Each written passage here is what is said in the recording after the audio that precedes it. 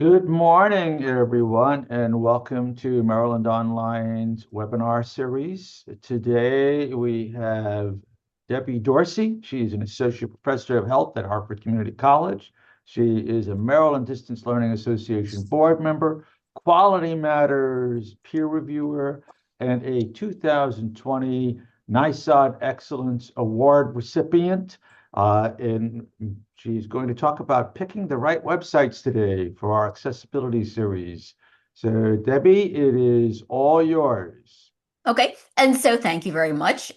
You can see right now the screen. Oh, if you would, that's okay. If you would go ahead and type in your name and institution. And I always sort of like to know the role that you serve at your institution. So if you wouldn't mind including that as well, that would be great. And I'm going to go ahead and share my screen in the meantime. Let's see here. Give me 1 second because I'm still always, here we go. Still always like looking at things like, is this really working? Okay, so for whatever reason, let me see here. I am seeing Ron's face on my screen too, versus my PowerPoint. Let's see if I can do that. All right. Do we see the PowerPoint? Hmm. It's Is there. it's there? Yep. Okay, great. Let me see. I'm gonna bring this over. And I always find it interesting that Zoom will like kind of move around their interface as you are putting things up on your screen. So I am going to turn my camera off so that we can focus a bit more on the presentation. But I am still here, obviously. And I'm also going to give some, I don't like to call them caveats, but just, I guess, more information is that when I do these presentations, and if you've been with one, if you've been in one of mine before, you've likely heard me say this, that I come at this from a faculty perspective. And I think that's helpful regardless of the what you serve, the role you serve at your institution, because you could be a faculty, and of course, then this is going to be helpful to you.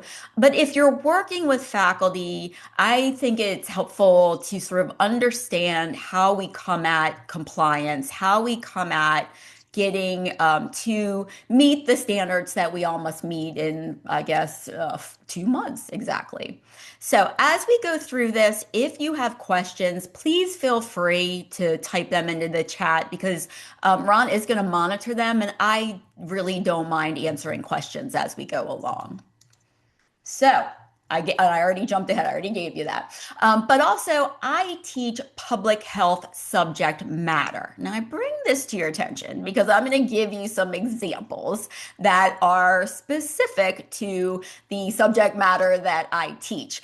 I believe that what we're going to go over will have transference over into other subjects, but we will see things that you might say, why is this up here? And it's because it's the subject matter that I teach. I'm also going to give you what Debbie does under certain circumstances. And so please keep in mind that if you decide to do what Debbie does, then you are taking what I like to call a calculated risk. And you'll see what I mean by that in just a few minutes. Okay, so what we're going to do is focus on two particular tools that we can use when we're trying to decide whether or not whether a website meets those accessibility standards. So the first one is HTML code sniffer. One of the reasons that I'm going to give you some real-time examples is because we're getting really close to that deadline. I like to call it do or die time. So the goal of this is to give you some tools that you can immediately start using. Okay, so usually the greatest problems that we experience with websites, excuse me, is now you'll hear me take breaks from time to time because I have to take drinks of water, is navigation of external websites, which is what we're going to look at today.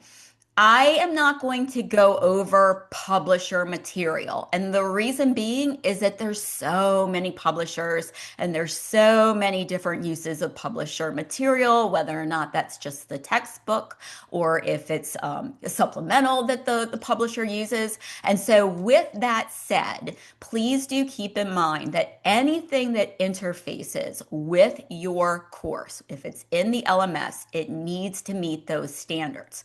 My recommendation is when you are trying to make that decision about whether or not a publisher meets the requirements, that you first take a very close look at their VPAT and that VPAT. What this does is it shows you, it gives you some information about their accessibility, how they meet things.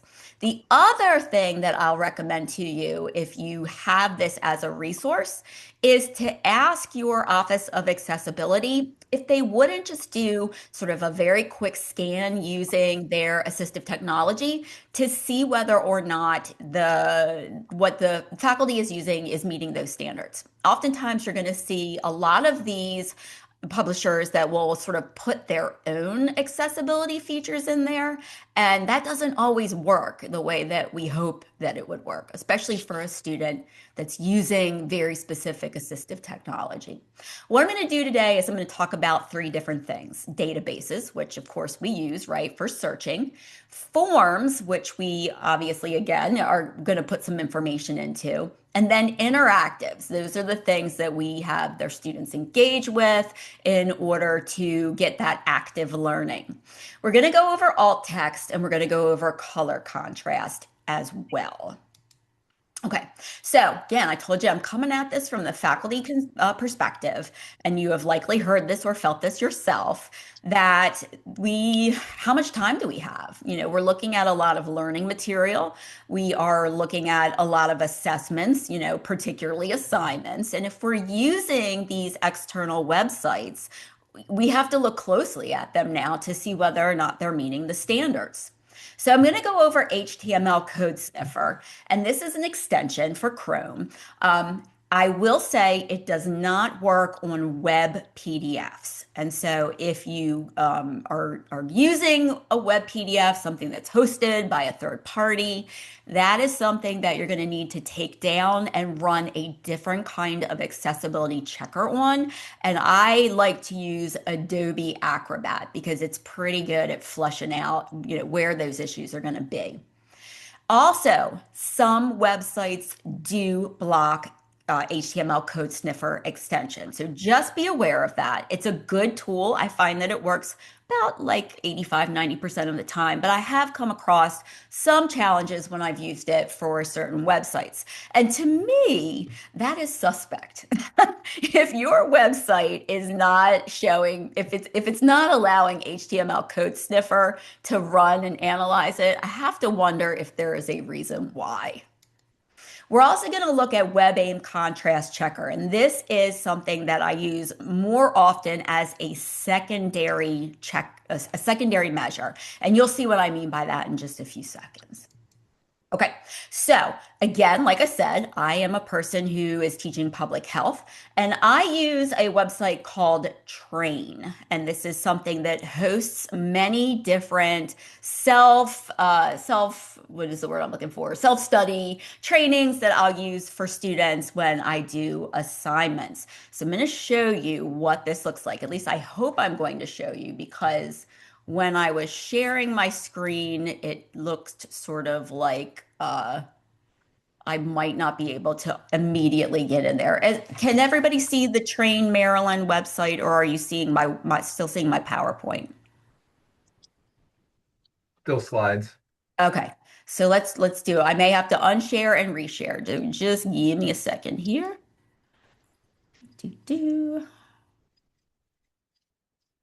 Oh, stop share. And let's try this. It worked when we practiced with it. Let's see. I'm going to get down from here and escape.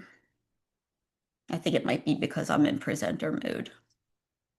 Let's see.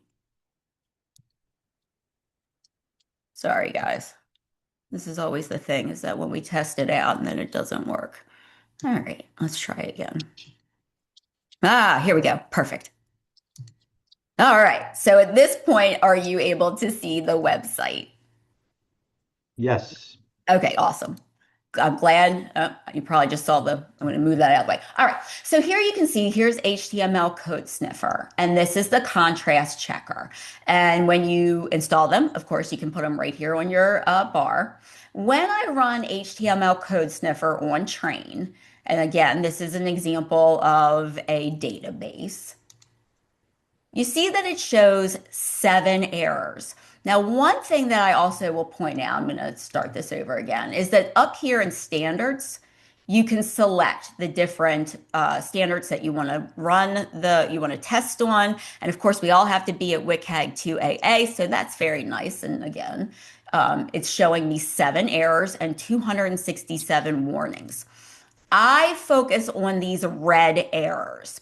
And in general, if I see less than 20, I will start to think to myself, okay, this could potentially be something that I can live with. This may not be something that really hampers a student's ability to navigate. And I'm going to go and show you something. Hopefully, if you're faculty, you're not going to go, "Oh my goodness, I don't know what this means," because I'm going to try to make this as very like straightforward as possible. I am not a HTML expert by any means, but what I like about this is that it does kind of give you an idea of what the problem could be. What I am always going to look for is a problem with operability. And what that means is, can a person using assistive technology make things work in this website? And you can see that right here, one of the first things that it tells me is it does not contain a submit button. And if I select that, it's going to tell me, hey, look, this is going to be a problem for people that use a keyboard. So at that particular time, and I will tell y'all, I use this so much and this really causing stress for me that I can't use it anymore.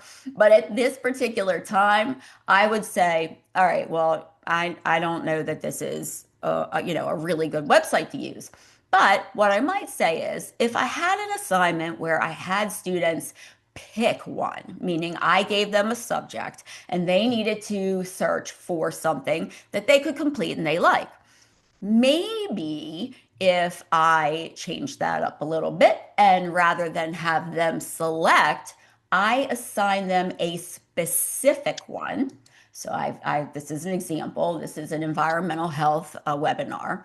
And so I go to that and then maybe I give them their website. And again, you can see there's some stuff they need to do, right, in order to get into this assignment registration, which means not only are we looking at a database and operability, we're also going to be looking at a form at some point as well. So when I run that HTML code sniffer, again, 9 errors. Remember that I'm saying, can I live with something that's under 20? It depends on what those 9 errors are. So again, whoop, that's a one thing I'll show you that you have to do with HTML. See how you can flip the 67 warnings off? I always do that first because what I'm really interested in are these red errors.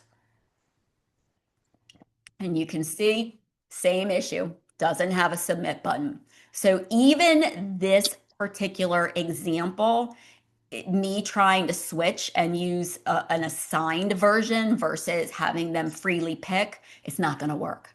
So, what are the options that I have then as faculty? And I want to use, I need to come up with an alternative assignment.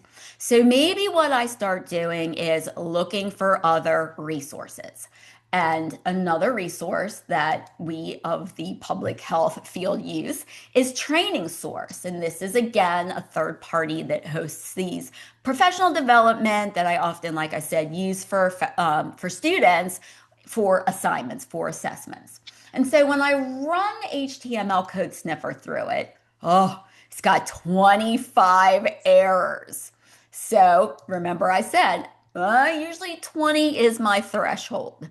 But because I'm getting desperate, I need to find something. I'm going to go in and I'm going to see what that issue is. And in general, What it has said is there is insufficient contrast. Well, that's where I come in and I say, all right, let's double check this. Let's see if that's really true. And so when I go to my contrast checker, it passes. So a takeaway here is you gotta sometimes use both of these tools to really get a clear picture of whether a website, whether a database, whether a form will meet those standards. So that is an example of databases. But remember that I also said that I am going to use forms. But before I do that, I want to show you. Remember, I said this is one of those, Debbie does this. It's up to you to decide whether or not you want to. Can you see that? Are you seeing my PowerPoint? Yes, no? Yes, we see. Okay, We're awesome. seeing the whole thing. Awesome. Well, and that's okay because I'm going to be going back and forth. This is what I put. Even though I ran the two checkers, I still think to myself, all right, well, HTML code sniffer still said, hey, look, this could be a problem. And so this is what I put in this assignment, this statement right here. Here is my rationale. Meeting these standards, we have to do it. But we also have to provide our students with learning material and we have to assess them on it.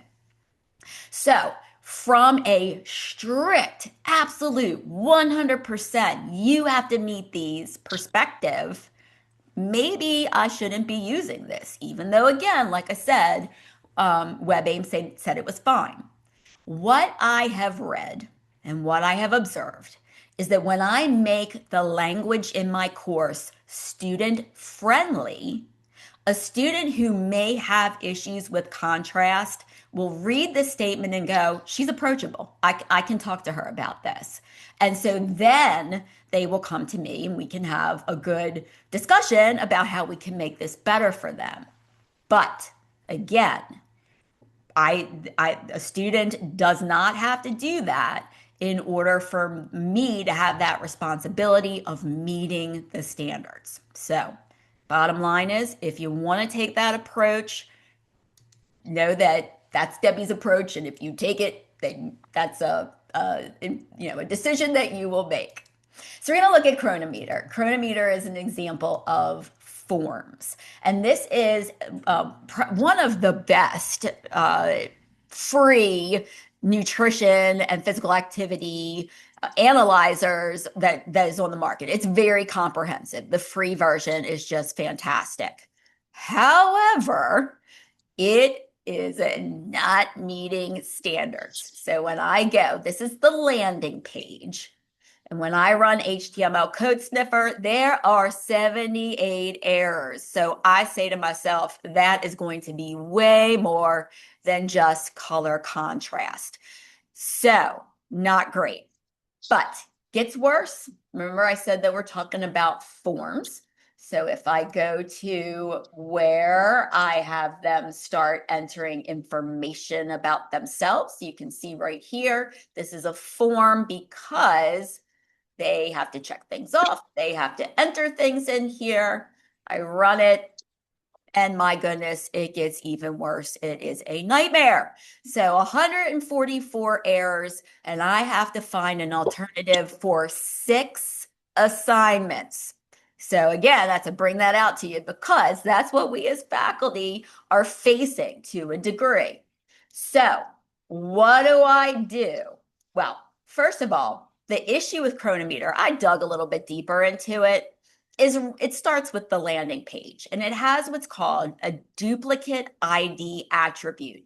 And being the person who must know everything about what that is, I looked it up and I said, well, what does that mean? And what that does mean is that it is exceptionally difficult for the person to interpret what or perceive what is on that website because there's duplicates. It will say, this is a form. This is a form. This is a form, but you don't know. The student does not know. Well, what form are we talking about? What are you asking me for here? And of course, that's really important. So that's why not, I cannot use this. And I, like I said, was thinking to myself, oh my goodness, what am I going to do? Here's what the decision is going to be. I am going to use the Chronometer app for everything. However, in doing so, there are some things I need to consider. I'm going to circle back around to that in just a second. Here's the thing about when we use apps. We know, first of all, they're kind of limited in their functionality. They're apps, right? Well, the thing about apps that makes it very helpful to us as we're trying to meet those accessibility standards is that, and again, here's my irritation. I jumped ahead of myself and told you about what my irritation was. And I should, again, right here say that I'm going to have to redo all of these assignments. That means recording new video, and those videos take 8 hours to produce, sometimes longer. I teach 45 credits per academic year. So in addition to converting all of this stuff, I'm also teaching. So my point in this being is we need to be sensitive towards the faculty who are upset and a little nervous about the volume of work that this is going to take. So back to the apps. The good thing about an app is iOS and Android says, hey, if you want to live within us, you need to meet our native device integration. Meaning, if it doesn't meet accessibility standards, it cannot be, it won't function, and it can't do anything in those in an iPhone or an Android. So rather than websites that have to go back in and retrofit, web apps are started with the device's native accessibility features from the beginning. And if they don't, they're not going to live very long in the iPhone or the Android. And of course, everybody wants to make money, particularly these developers with the apps.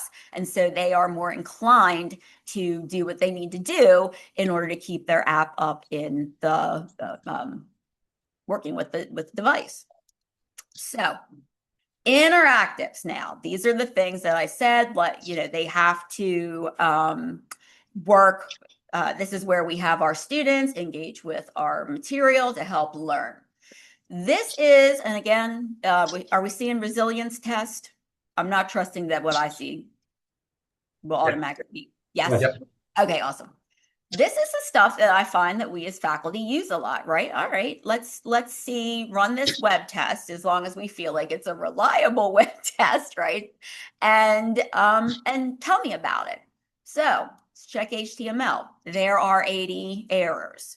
And what this means is that student cannot interact with this page. And I think we're going to run into that a lot with our faculty and their online courses, because we really do rely heavily on these third-party sites in order to have our learning material be interactive. So what I will tell you is a workaround potentially for this is to recreate the form yourself. But again, in doing so, you have to think about copyright. So one of the things that we always have to remember is when we are going to take work that someone else created, first, we need to give them, we have to cite them, we have to give them credit for it. And we need to run that sliding scale of copyright infringement, meaning how much of this am I using? Am I using the whole thing? Am I using it every semester? And when we can sort of plot those different factors are pliable, then we have a little bit more room to use this type of this resource and recreate it. Meaning, if I'm going to use this in my stress management course, and I'm going to recreate it, say using forms, which I know is going to be accessible, then I'm going to say to myself, all right, I need to first give credit to Psychology Today, and I should probably only do this once a semester. I probably should not do this on consecutive semesters. I need to think about those copyright issues and protect myself from getting in trouble. Now, another interactive that I use is Cardia. And remember, I told you, I gave you that warning that I teach public health, and that includes human sexuality. This is not overly graphic, so I thought I would go ahead and use it. You can see that this is an interactive, meaning they give some case studies or some examples, and you pick which one you think is right, and then it gives you feedback, and you just continuously navigate through it. So it's very nice. It's a very nice way to get students involved with that, or to get them understand a little bit more deeply your subject matter. So when I run HTML code sniffer, it's got 10 errors. Well, remember what I said? I need to know what those 10 errors are. Does this mean that a person who uses assistive technology will not be able to act on these different features? And so I've already run it, and what it said mostly was the same as that other website we looked at, that there's a contrast issue. So I run that contrast checker and it passes. Keep in mind that I'm going to need to run that contrast checker for every frame. And it becomes time intensive, doesn't it? But for me, because I've found something that actually works, I'm willing to invest the time it takes in order to make sure that it does meet those standards. So I'm going to give you, with some of the things also, like if I found an interactive that did not meet the standards. The other thing that I might try to do is go in and see if there's some apps that could satisfy what I needed to do. However, we need to be aware of digital equity, meaning not every one of our students is going to have that device that's capable of running the application that we want or that we've assigned them to. And so when we go in and we use apps, we also need to make certain that there's a syllabus statement that says, if you are unable to use this app, please contact me so that we can discuss alternatives. So going back to Chronometer, let's say that a student does not have a device that is capable of running the most current version of this app, and they contact me and I say to them, okay, I may have an alternative for you, but before we start, I want to ask you if you ever experience issues navigating a website, so that if it's determined that they don't, that they're good to go, I will cautiously bring them into using the Chronometer website, which again, we found out it's not 100% accessible at all. But I need to clearly communicate to that student, look, if you run into problems with this website, please reach out to me, so that we can make sure that you don't fall behind and that you are getting the same experience as every student that's in this course, which is really what this is about, right? This is creating and making sure that every single student can access, perceive, operate on our digital material. So here are the takeaways. I know I'm coming up on that 30 minutes. There are tools that can help you identify. There are no tools that can fix someone else's non-compliant website. That's the biggest issue to me, and that's what's causing us to have to go and look for alternatives, which means sometimes we have to make those hard decisions, meaning, do I change my assessment? What do I do here? What is happening? Like, what are my choices? So that is what I have for you today. I'm going to go ahead and stop sharing my screen, and I'm going to turn so you can see me again. Does anybody have questions for me? I know I'm so thorough, right? Hi, Debbie. Maybe you just said something. Are there any limitations or are there any exceptions? I mean, with these are third parties, these are not under our control. Is there, anything under these regulations, these guidelines that just say, if you've done your due diligence, you're okay on if a page has got a lot of errors? What's the coverage here? What's the limitation? Well, that is a good question. For me, the limitation is if you've got these red zone errors, it is incumbent upon you to determine what they mean. And for me, if you can't navigate it, it's gone because that is going to be that's where we're seeing a lot of the legal aspects come into play. When a student who is using assistive technology cannot maneuver around in learning content, and obviously that means that they can't do well in the course. So you really do need to understand and just educate yourself a little bit about how do I find out whether or not this course is accessible. One thing that you could potentially do, and again, being sensitive to that we have a variety of different resources at our disposal at any given time, is that if you thought to yourself, I really, really, really want to use this website, you could potentially reach out to your Office of Accessibility and say, hey, would you mind running JAWS? Everybody, I'm not sure if everyone's familiar with JAWS, but it's our sort of our gold standard that we use to maneuver around in web content. And if you can say to them, hey, can you try to maneuver around in here? This is what I have my students go through. Did you encounter a lot of problems? Then that can be helpful as well. But we have to be careful here because the idea of problems can be subjective. From my perspective, if Office of Accessibility comes back and says to me, they can maneuver around in it, but it's not going to be easy, then I am unlikely to use it. Because it's kind of the way that I look at it is this. You're driving to someplace, right? You have maybe three different roads that you can take.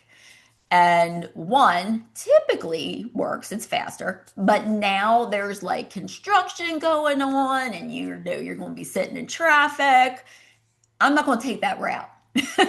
Even though, yes, I could get there, it's going to cause me so much irritation that it's not worth it. And when we look at why are we here, our goal is that the student learn, not have to go through things that are barriers to their learning. I would rather have my student be able to learn material than learn how to navigate material.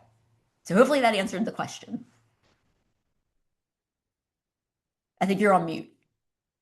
That does. I'm going to share our certificate for people to take a screenshot of while we're continuing to take some more questions. So please feel free to ask a question while the PowerPoint slide is up for the certificate. Take a picture. I also want to remind people that we have three more in this series, and there will be some sort of badge or certificate given to those that attend every session as well. But we are, any questions, please?